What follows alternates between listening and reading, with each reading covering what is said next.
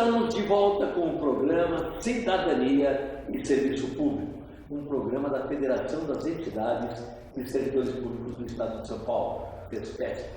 Um programa para discutir com você, servidor público, com você, cidadão, cidadania e serviço público.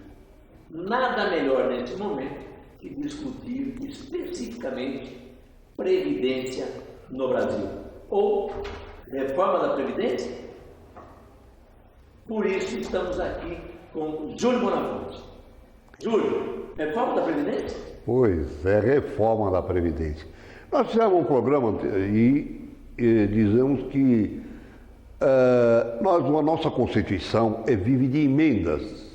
Ela é emendada. Emenda é emenda, né? E veja bem, não se esqueça que nós já tivemos a emenda número 20, a emenda 41, a emenda 47, tudo para reformar a Previdência. E por quê? E quando falam para você, cidadão, você trabalhador, você servidor público, que o culpado das mazelas da Previdência, o grande rombo financeiro é você. E isso é uma grande mentira. É um absurdo falar que você... Eu digo que aposentado e pensionista é ficha limpa. Construiu isso tudo. E aí, quando há o governo que fazem desvios financeiros, até criminosos do próprio Estado, o culpado é você que se aposenta, que tem que receber a Previdência. E isso não é verdade, porque a Previdência bem administrada, ela é superavitária, não deficitária.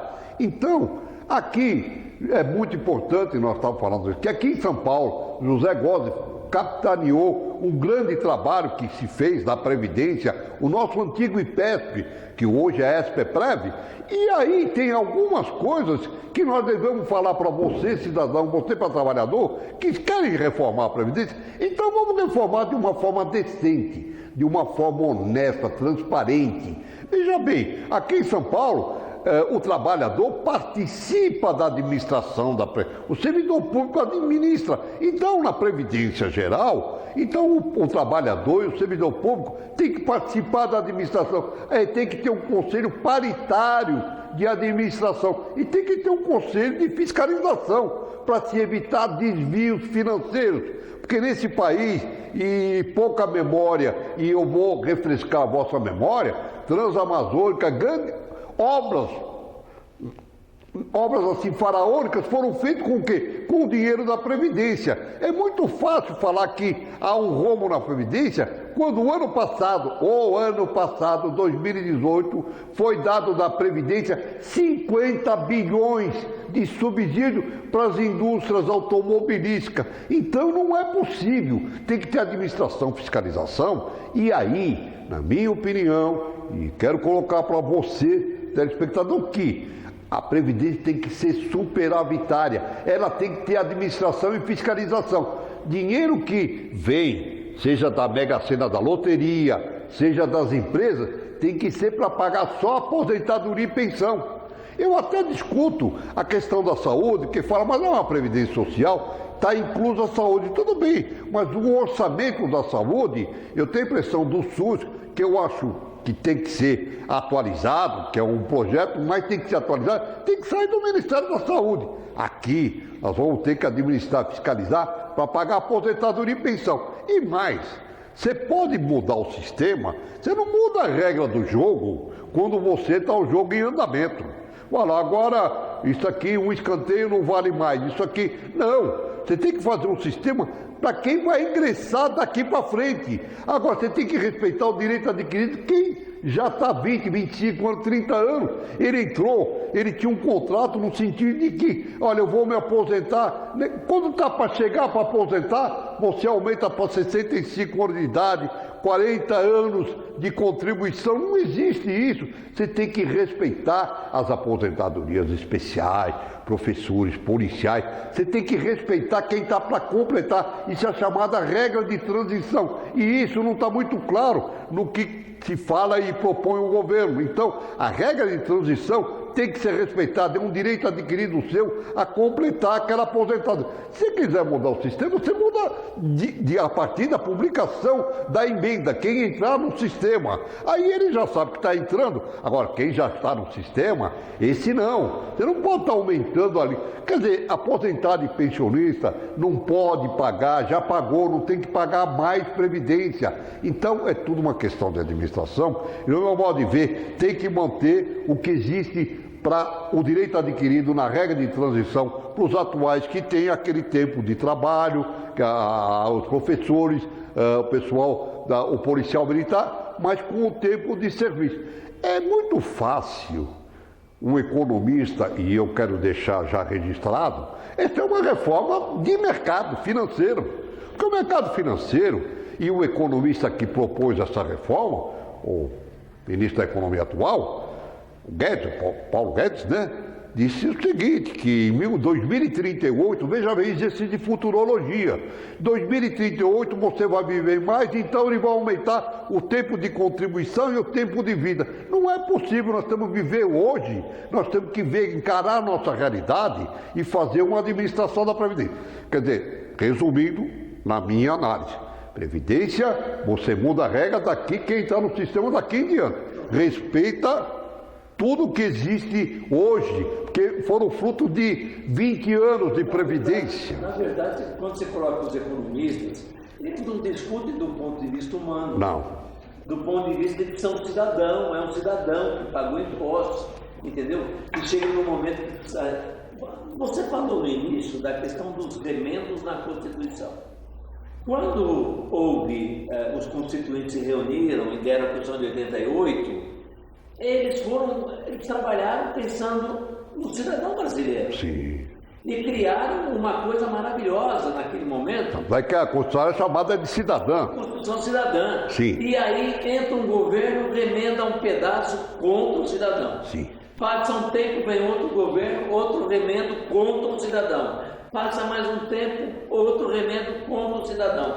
Ou seja, aquilo que foi criado na Constituição, até a questão de onde viria o dinheiro para tudo isso, está na Constituição. Tá, e eles reformaram tudo isso não pensando no cidadão. Tá. E agora vem outro remendo. Outra, o que é pior, né? Vem outro governo, outro remendo. Exatamente, e o que é pior. Veja, eles fazem. É verdade, eles querem vender previdência complementar. Olha, eu pago um pouquinho para você. Se chegou ao absurdo, até o presidente da República teve que retificar lá no hospital, de falar que ia ter pagamento menos que o salário mínimo. Isso não estava, isso aí ofende a Constituição atual. Não pode ter pagamento menor que o salário mínimo, seja para aposentadoria ou para pensão.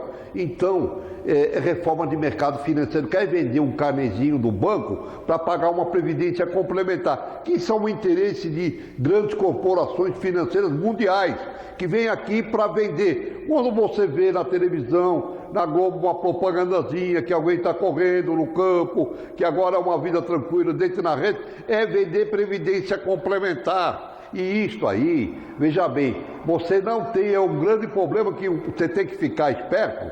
Não se esqueça que previdência complementar nesse país, CAPEM, GBOS e Nacional, faliu. Se é para ter previdência complementar, que ela seja com a garantia do Estado, como é aqui em São Paulo. Tem que ter a previdência complementar, tem que ter a garantia do Estado. E aí, você tem que pagar um X, o governo entrar com 2 vezes o seu X. Você paga 11, ele paga 22. Você paga 7, ele vai pagar 21. Então, esse cálculo financeiro não é aumentar a alíquota do servidor e de todo o trabalhador de 11 para 14, de 11 para 18. E já aconteceu na prefeitura agora. Sim, é um projeto absurdo, porque é fácil assim administrar, fazer. Vamos pegar, cobrir o rombo que não foi o servidor que fez, que não foi o trabalhador, então você aumenta a alíquota. Que nós já tivemos uma grande luta aqui em São Paulo, e aqui a FESPESP participou. Era um verdadeiro confisco, se queria 25%. Olha, o governador Mário Covas. Exatamente. Então, nós não podemos pensar desse jeito. Aliás, Júlio, no governo Mário Covas, ele queria 25%, porque 5 anos depois ia virar um caos a Previdência. Não veio os 25%, virou um caos. Exatamente. Não. Por quê? Porque nós fizemos uma grande luta e aí hoje o servidor está no Conselho de Administração e Fiscalização do SPPREV para evitar o desvio. Veja bem, naquela época, o cálculo atuarial era 64 bilhões de desvio. Aqui, no estado de São Paulo, se construiu casa de agricultura, penitenciária, estradas, com dinheiro que era para pagar aposentadoria e pensão do servidor. Então, isso tudo... E com dinheiro que não é que saiu do Estado para pagar a aposentadoria, que o servidor contribuiu. Sim, lógico. O dinheiro do servidor. Exatamente. Não precisa ir longe. Um exemplo clássico disso que a gente diz é o hospital do servidor público. Esse hospital do servidor público só é do nosso dinheiro com 2%. O governo, com o patrão, teria que entrar com os 2% obrigatoriamente. Porque ele tem que cuidar da saúde do seu servidor, coisa que não interessa para ele. É impressionante. E no hospital do servidor, quer dizer, nós temos que... O hospital é nosso, nós que construímos o patrimônio do servidor. E a Previdência tem que ser dessa forma. Quer dizer, vai fazer a Previdência, ele pode sentar na mesa paritariamente, mas nós sentamos na administração e na fiscalização para que realmente tenha uma Previdência justa. Ninguém quer uma Previdência que o trabalhador, muitos anos, ele investe no trabalho dele. Esta reforma que estão propondo, um dos grandes equívocos, isso já de plano, colocar, prejudica, penaliza quem começou cedo no mercado de trabalho. Quem começou com 16 anos vai trabalhar para atingir 65, vai trabalhar 49 anos, vai contribuir 49 anos. É um verdadeiro absurdo. Então, quem começa cedo, então, o incentivo para o primeiro emprego, isso aí por quê? Porque é um modelo americano que fala o seguinte, olha, começa com 25. Bom, mas nosso povo, ele precisa trabalhar, ele não pode começar com 25. Lá faz a faculdade e começa com 25, porque com 25, com 35 dá 60. Então é esse modelo, mas não é o modelo atual, nossa realidade é outra. Então você não pode penalizar quem começa com 16 anos. É um grande equívoco, um absurdo. Então, essas regras de transição, esses direitos têm que ser respeitados. Caso contrário, você está penalizando quem começou cedo. Então, é o primeiro passo. Cai no que eu tenho dito, tem se falado muito.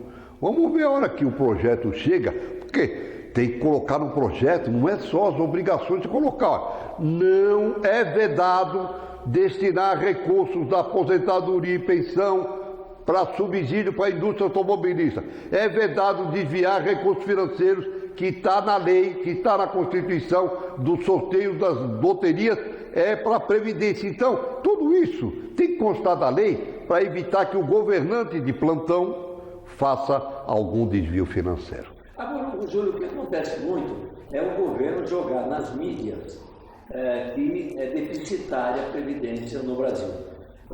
E lógico, ele joga nas mídias e em seguida nas mídias vem os bancos chamando para fazer Previdência privada. Então fica claro qual é o jogo.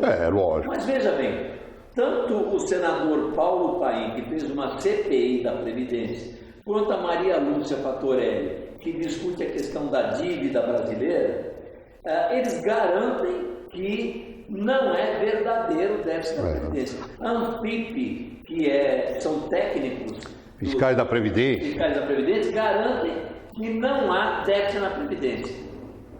Há ou não há déficit na Previdência? Você acha? Olha, esse tipo de conta que se faz, depende de quem está fazendo a conta. Porque uma coisa é porque se você não computar esses 50 bilhões que foi desviado para as indústrias automobilísticas, ela vai ficar deficitária. É fácil de você fazer essa conta. Então você só coloca aqui o que foi, mas o que foi tirado, isso você inclui no cálculo. Então, problemas do SUS, da saúde, coloca de uma forma que a Previdência, sabe, também é deficitária. Então, se chega a cifras assim absurdas, 200 bilhões, 300 bilhões, quando na verdade, quando se faz um outro levantamento, vai se verificar que tantos bilhões foram pagos para juros. Então, tem do governo, é impressionante. Bom, de corrupção, Petrobras, aí nem se fala. Aí, se for pensar em termos, e isso tudo,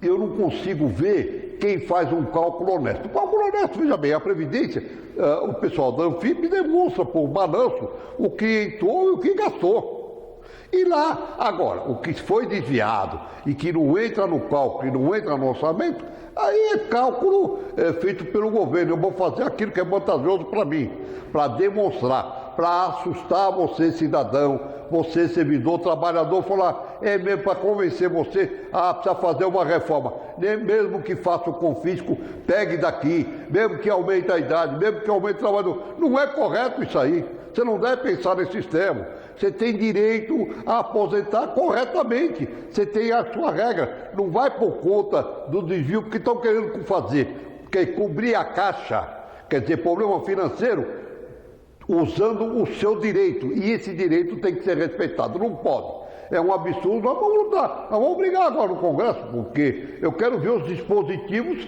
que fazem quer dizer, as obrigações do governo. Que aqui são obrigação para trabalhador e cidadão. E as obrigações do governo na Previdência? Então é isso que nós vamos brigar para acontecer em termos de administração. Qualquer empresa administra dessa forma. Quer dizer, direitos e obrigações. E até aqui só obrigações para o trabalhador e o cidadão. E o governo? O governo tem que ter suas obrigações. Júlio, hoje, a questão da idade, hoje, com todas as reformas que já aconteceram, a mulher se aposenta com quantos anos? Hoje a mulher 55 e o homem 60. De contribuição? 30 de contribuição. Então 55 de idade a mulher e 30 de contribuição. Isso. E o homem? O homem 35 de contribuição e 60 de idade. 35 e 60 de idade. E a mudança que se fala é igualar a 65. 65. Todos, quer dizer, no caso da mulher aumentaria 15 anos, que é um absurdo. Porque eu defendo, sim, tem que ter aposentadoria diferenciada, porque a mulher tem uma jornada maior. A mulher, nós sabemos que a família, a mulher é importante, ela tem a jornada em casa, a educação dos filhos, os afazeres de casa, ela tem uma jornada dupla, então ela tem que ter um diferencial, sim. O homem tem que ser 60 e ela 55. Na pior de hipóteses, que eu que tinha falado 57, 62. Agora, 65 é igualar, fazer a mulher trabalhar mais 15 anos. E os professores, os policiais militares, eles têm que ter aposentadoria especial. Então não tem que ter, porque é muito fácil falar, mas vai ser professor, vai ser policial militar a favor da sociedade. Ninguém, e isto tem que ter, nosso país tem que respeitar isso aí. Nós temos, ao contrário, eu cito o professor. Você vai no Japão, o professor é muito respeitado. Ele passa na rua, o pessoal bate palma, e aqui querem mudar, tá tendo uma violência na escola, que agridem o professor, não dão salário e não dão condições para poder educar o nosso povo. E isso joga na conta da Previdência, por isso que a conta da Previdência é totalmente diferenciada. Agora, também o governo joga muito com a questão da Previdência geral, do INSS, e da Previdência dos servidores. Qual é a contribuição no regime geral da Previdência do empregado? É 11% sobre o...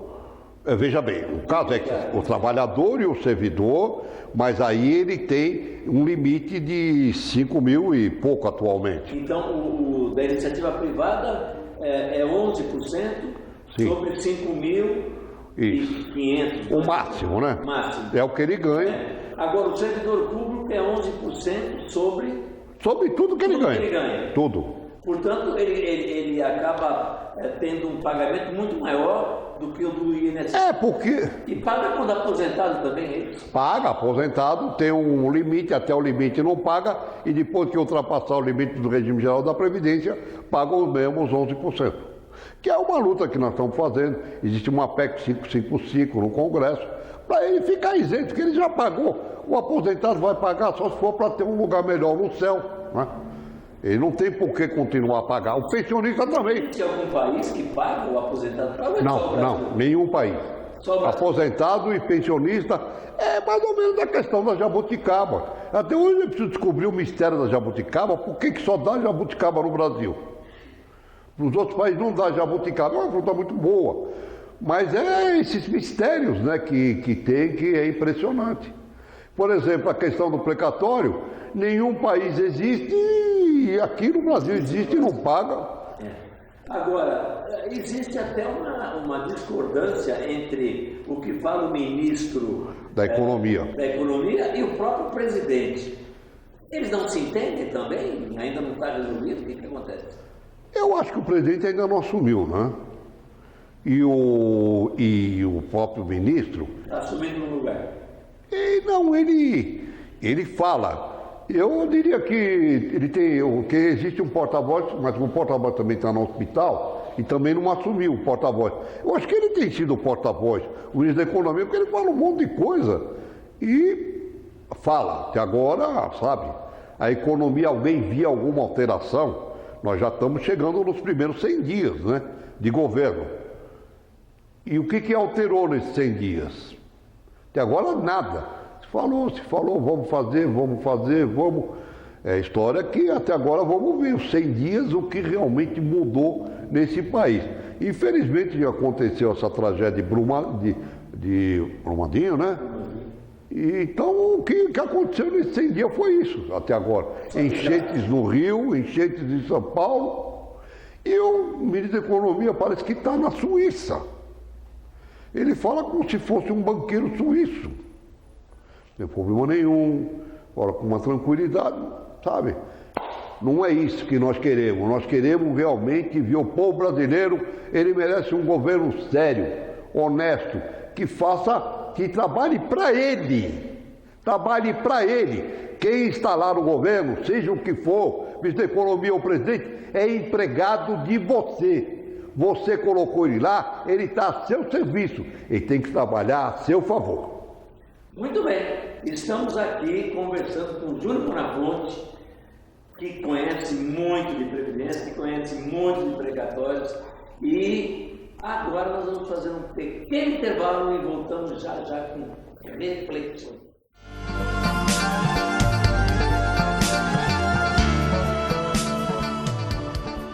Estamos de volta com o programa Cidadania e Serviço Público, numa conversa com o nosso diretor da FESPESP, Júlio Bonafonte, que também preside o Conselho Deliberativo da Associação dos Servidores do Tribunal de Justiça. Júlio, vamos fazer uma reflexão. Eu queria fazer uma reflexão com você em cima do Judiciário.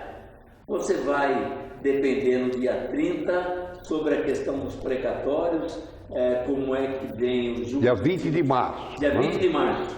E o que você espera do Supremo? O que é o Supremo hoje? E aproveitando também o que é a justiça no Brasil, porque a gente está vendo muito, dependendo de onde cai uma ação, um processo, o mesmo assunto é julgado de forma diferente. Qual é a segurança hoje do advogado? Na verdade, não existe segurança jurídica. Existe uma insegurança, a sua leitura está absolutamente correta. Há grupos no Supremo, ministros, houve uma politização, mas de uma forma cada um defende a sua vaidade e o seu interesse, o que é muito ruim, é um descrédito do Poder Judiciário.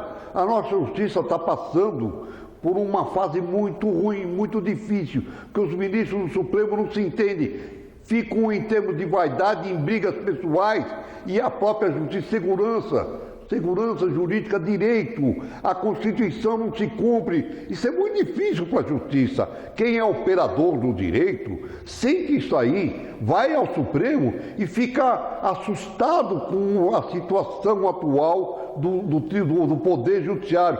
Não existe julgamentos assim, 5-5, 6-5. Ninguém se entende. Realmente, segurança jurídica, o Estado Democrático de Direito, você cidadão, você servidor, não tem garantia de poder bater na porta do Judiciário, porque aí é melhor não bater, porque você vai falar, mas eu não sei o que vai acontecer. Ou seja, vou só contar um pequeno caso que vai demonstrar exatamente o que o Góes colocou. Uma senhora, dona Carmen de Araçatuba, nós ganhamos uma tese, um processo, que era uma gratificação de R$100 para os aposentados, ganhamos para 20 mil pessoas. A mesma tese, são milhares de acordos. O grupo que ela estava, perdeu o mesmo processo. Aí dona Carmen falou para mim... Um grupo ganhou e o outro grupo perdeu. 20 mil ganharam, 1.000 e tantos processos. o processo perdeu a mesma tese. E ela perguntou com toda a razão, falou, doutor Júlio, a justiça é uma loteria? Não. Ou quem julgou, eu sou pé frio, ou o juiz que julgou brigou com a mulher e julgou contra mim. Realmente ela tem razão, não pode acontecer. Isso é atual, acontece no mundo. Está acontecendo no Poder Judiciário, uma decisão de um jeito, outra decisão de um jeito. Aqui um habeas corpus, aquele manda prender. Está uma balbúrdia o Supremo Tribunal Federal. Eu espero que eles não façam essa bagunça no dia 20 de março, no julgamento, que aí realmente vai ser a falência do Poder Judiciário e os culpados são os ministros do Supremo que não cumprem a Constituição. São coniventes com tudo isso que tem acontecido. Eles são os grandes culpados. Então eles têm que deixar de lado a vaidade, deixar de lado as questões pessoais e julgar de acordo com a lei, de acordo com o processo, de acordo com o direito. Porque nós precisamos de segurança jurídica. O povo, o servidor, você cidadão precisa de segurança jurídica. Pois bem, chegamos ao fim de mais um programa Cidadania e Serviço Público. Um bate-papo gostoso com Júlio Bonafonte, para que você entenda o que está acontecendo. Você cidadão, você servidor público, discutindo cidadania e serviço público. Até o nosso próximo programa.